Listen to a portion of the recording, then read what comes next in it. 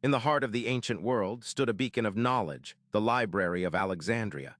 What most people envision is a single, dramatic blaze that consumed countless scrolls in one night, a tragic, isolated incident. But here's what truly makes its demise devastating. It wasn't a single fire.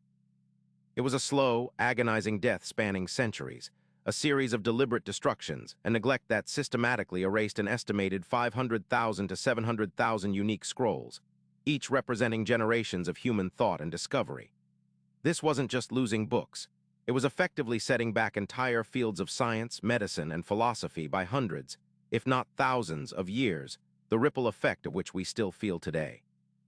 The ambition behind the library was immense, starting with Ptolemy Isoter around 300 BCE.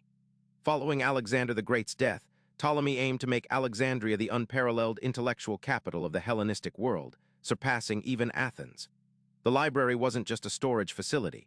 It was part of the Mauseon, a research institute dedicated to the Muses, providing scholars with living quarters, salaries, and access to an unrivaled collection.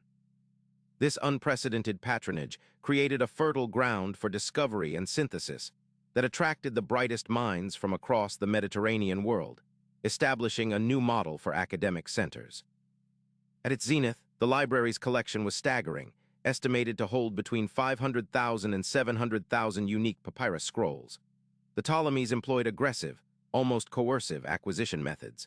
One famous tactic was the ship tax. Every ship entering Alexandria's harbor had its scrolls confiscated, copied by the library's scribes, and the copies returned to the owners, while the originals were often kept for the main collection.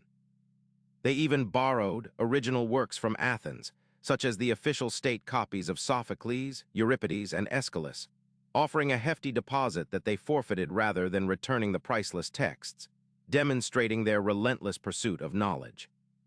The library wasn't just a repository, it was an active intellectual hub. It drew the world's brightest minds, mathematicians, astronomers, physicians, and philosophers, who received generous stipends, free board, and teams of assistants. This unique environment fostered a collaborative spirit, allowing scholars to dedicate themselves fully to research and teaching.